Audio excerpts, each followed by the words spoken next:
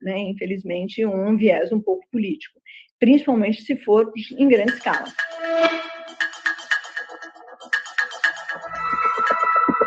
A gente conseguiu medir, por exemplo, que as sentenças do Moro elas eram mais rápidas até o momento em que a Dilma sofreu o impeachment, em que depois elas ficaram um pouquinho mais lentas, o que demonstra um pouco que havia um certo aceleramento com o objetivo de obter impacto político que de fato foi obtido. É preciso uma política nova, se reinventando, mas com objetivos concretos, como, por exemplo, a luta contra o projeto de emenda constitucional 37, o PEC 37, que será votado a semana que vem para limitar o Ministério Público, que defende a sociedade. Desde a colonização, o Brasil foi moldado para servir aos interesses das potências estrangeiras. E hoje, o caroche, que é a morte por excesso de trabalho, é herança direta dessa exploração. Aqui na Rede Sul Global, mas a resistência, denunciar o caroche é lutar contra o imperialismo, que dita nossas leis trabalhistas, o colonialismo, que trata nosso povo como mão de obra barata, o capitalismo, que prefere lucro a vidas. Esse encontro, nada obstante, não foi, como se viu, para falar somente de bens materiais que, em sua maioria, puderam ser recuperados ou restaurados pelo valoroso trabalho de nossas equipes, mas sim para falar sobre como esse episódio marcou a vida de quem trabalha nesta instituição. A propósito, aqui estão representadas pelas servidoras e servidores aqui presentes, algumas unidades das muitas unidades do tribunal que tiveram um papel fundamental na reconstrução do edifício sede do Supremo Tribunal Federal. Encerro reforçando que é importante lembrarmos desse 8 de janeiro, porque representa uma cicatriz histórica de afronta à democracia brasileira, que não se pode, não se deve esquecer, sob pena de no futuro ocorrer algo pior. No campo do futebol, todos esperavam um grande drible de Depay, mas a verdadeira jogada aconteceu fora das 4 linhas. Flávio Bolsonaro, filho do ex-presidente, organizou uma vigília em frente ao condomínio. Ele convocou patriotas para se unirem. Enquanto a torcida vibrava, o ministro do STF decidiu transferir o ex-presidente para a cela. Flávio fez história com sua ação. A vitória não foi apenas no futebol, mas na política. Obrigado, Flávio Bolsonaro. Você realmente marcou um golaço.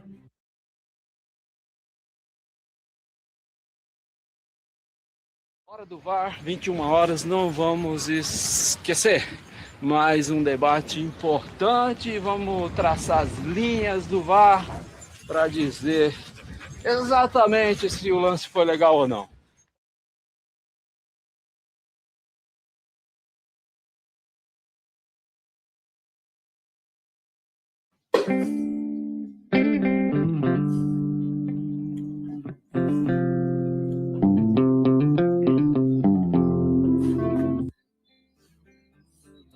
Boa noite, nação.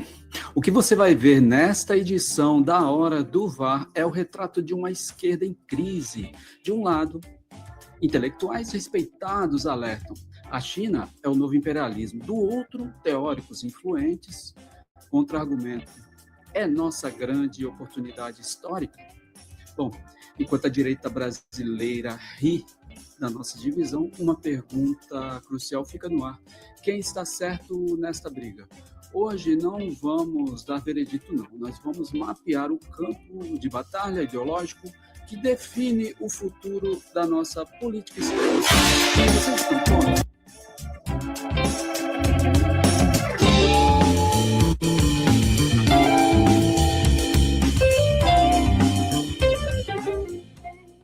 Vamos então aos lances.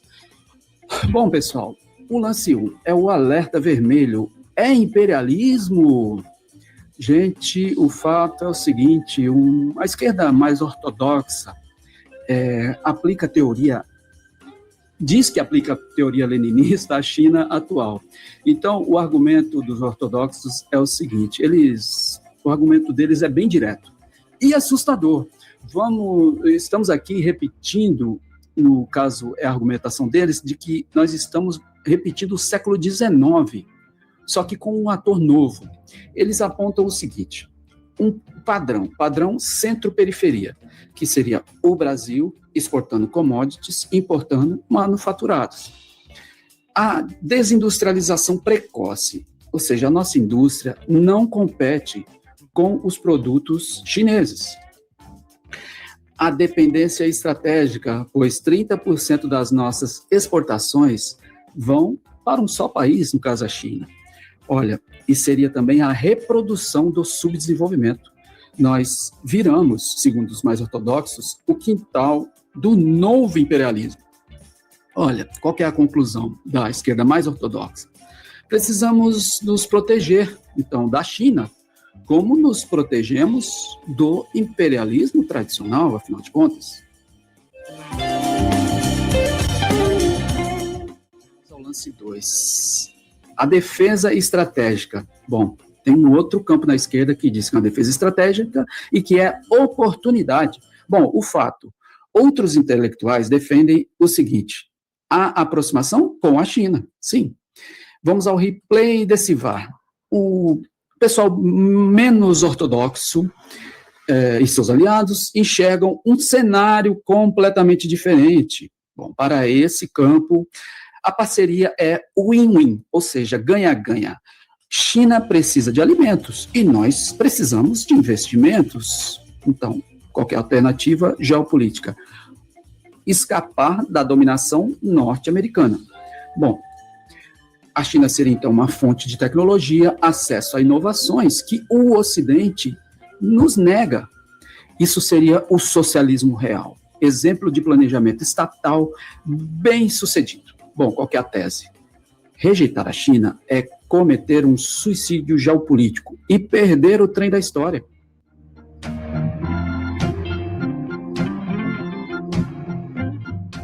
Lance 3. As cartas na mesa. Os argumentos de ambos os lados. O replay no VAR é o seguinte. Vamos colocar essas cartas na mesa, pois os céticos apontam, por exemplo, dados concretos. Padrão comercial desigual, segundo os céticos. É a perda de empregos industriais. Ainda segundo os céticos, a teoria sólida deles seria a aplicação direta da teoria do imperialismo de Lenin. Outra questão seria a experiência histórica. Já fomos colônia antes, sabemos como isso começa. Bom, já os entusiastas contra-argumentam da seguinte forma. Obtemos aí resultados práticos, investimentos em infraestrutura, financiamento, um contexto novo, um mundo multipolar surge, é o fim da hegemonia americana. E uma necessidade pragmática. Não temos opções melhores. Bom, quem tem mais razão? Quem vocês acham? Os fatos ou a realpolitik? Gente, vamos para o lance número 4.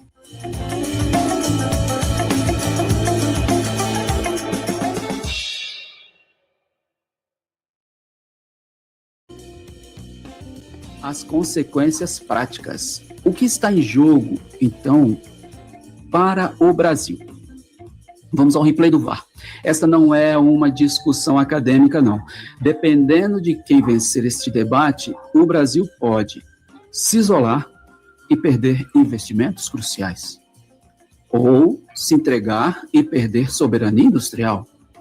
Enquanto a esquerda briga entre si, nós aqui perguntamos, bom, e as elites, a burguesia interna e externa, aqueles que nos exploram, esses já escolheram seus lados. Mas e nós, os trabalhadores, e a indústria nacional, e o projeto de desenvolvimento brasileiro, onde é que está?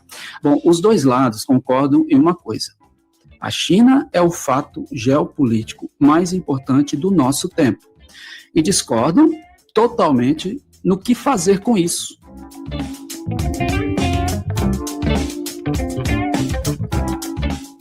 Então, nação, não vamos dar o veredito hoje, porque a realidade é complexa demais para caber em rótulos simplistas. O que fizemos foi mapear o campo minado que a esquerda brasileira precisa atravessar. De um lado, o risco real do neocolonialismo, do outro, a oportunidade concreta do desenvolvimento. Mas, e se essa discussão inteira estiver usando categorias do século passado para analisar um fenômeno completamente novo? E se imperialismo e parceria forem conceitos insuficientes para entender o que a China realmente representa no tabuleiro global do século XXI?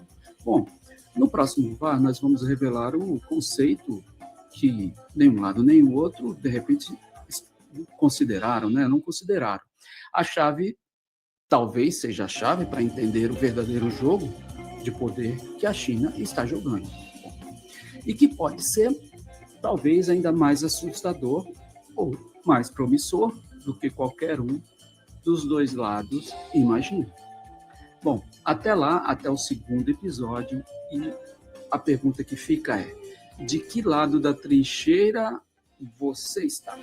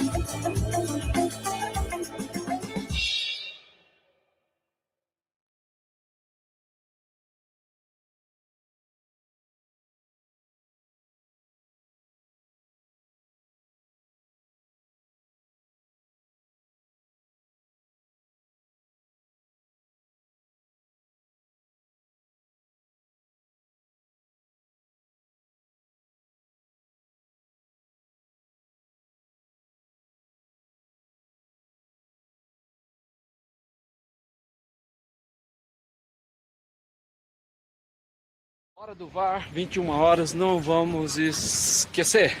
Mais um debate importante, vamos traçar as linhas do VAR para dizer exatamente se o lance foi legal ou não.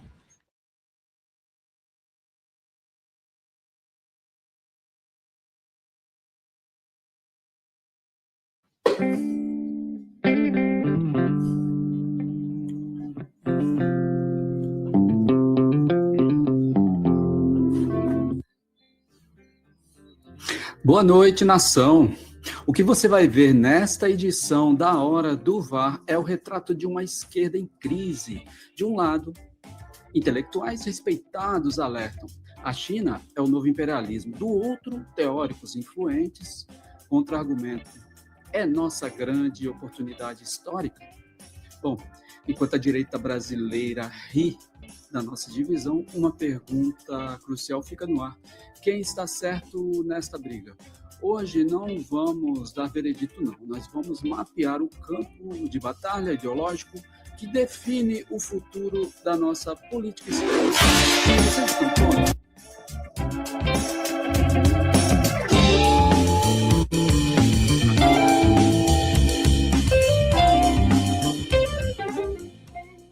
Vamos então aos lances. Bom, pessoal, o lance 1 é o alerta vermelho. É imperialismo? Gente, o fato é o seguinte: a esquerda mais ortodoxa aplica a teoria, diz que aplica a teoria leninista à China atual.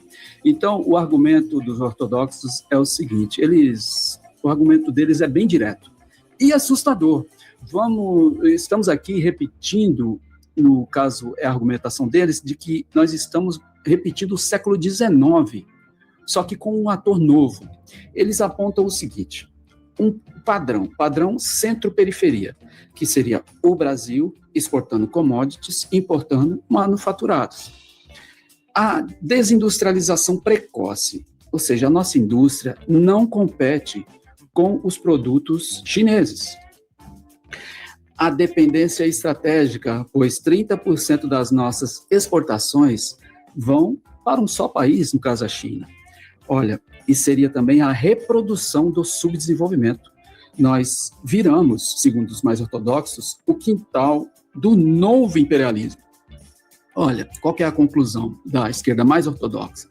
Precisamos nos proteger, então, da China, como nos protegemos do imperialismo tradicional, afinal de contas.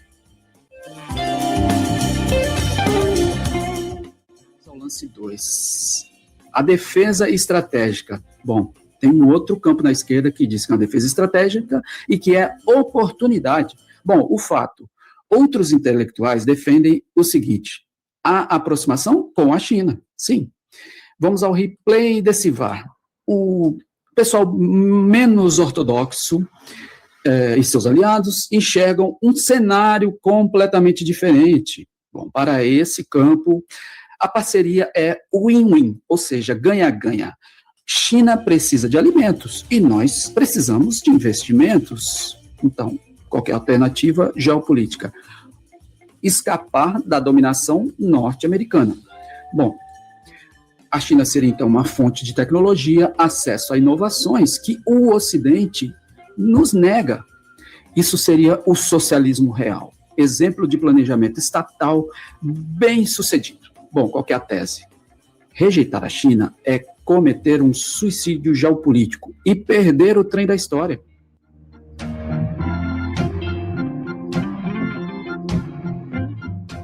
Lance 3. As cartas na mesa. Os argumentos de ambos os lados. O replay no VAR é o seguinte: vamos colocar essas cartas na mesa, pois os céticos apontam, por exemplo, dados concretos. Padrão comercial desigual, segundo os céticos, é a perda de empregos industriais. Ainda segundo os céticos, a teoria sólida deles seria a aplicação direta da teoria do imperialismo de Lenin. Outra questão seria a experiência histórica. Já fomos colônia antes, sabemos como isso começa.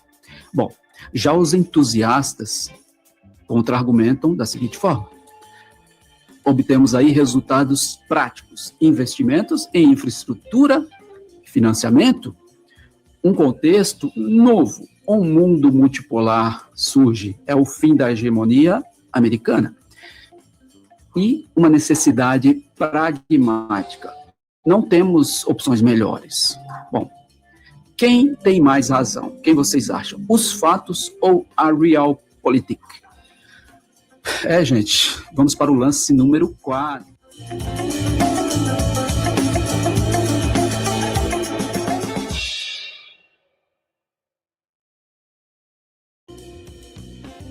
As consequências práticas. O que está em jogo, então, para o Brasil? Vamos ao replay do VAR. Essa não é uma discussão acadêmica, não. Dependendo de quem vencer este debate, o Brasil pode se isolar e perder investimentos cruciais, ou se entregar e perder soberania industrial. Enquanto a esquerda briga entre si, nós aqui perguntamos, bom, e as elites, a burguesia interna e externa, aqueles que nos exploram, esses já escolheram seus lados, mas e nós, os trabalhadores, e a indústria nacional, e o projeto de desenvolvimento brasileiro, onde é que está?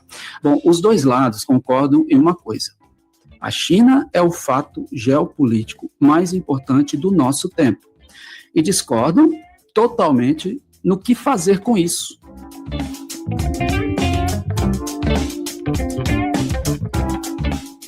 Então, nação, não vamos dar o veredito hoje, porque a realidade é complexa demais para caber em rótulos simplistas. O que fizemos foi mapear o campo minado que a esquerda brasileira precisa atravessar. De um lado, o risco real do neocolonialismo, do outro, a oportunidade concreta do desenvolvimento. Mas E se essa discussão inteira estiver usando categorias do século passado para analisar um fenômeno completamente novo, e se imperialismo e parceria forem conceitos insuficientes para entender o que a China realmente representa no tabuleiro global do século XXI? Bom, no próximo VAR nós vamos revelar o conceito que nem um lado nem o outro, de repente, consideraram, né? Não consideraram. A chave, talvez seja a chave para entender o verdadeiro jogo de poder que a China está jogando. E que pode ser, talvez, ainda mais assustador ou mais promissor do que qualquer um dos dois lados imagina. Bom, até lá, até o segundo episódio, e a pergunta que fica é: de que lado da trincheira você está?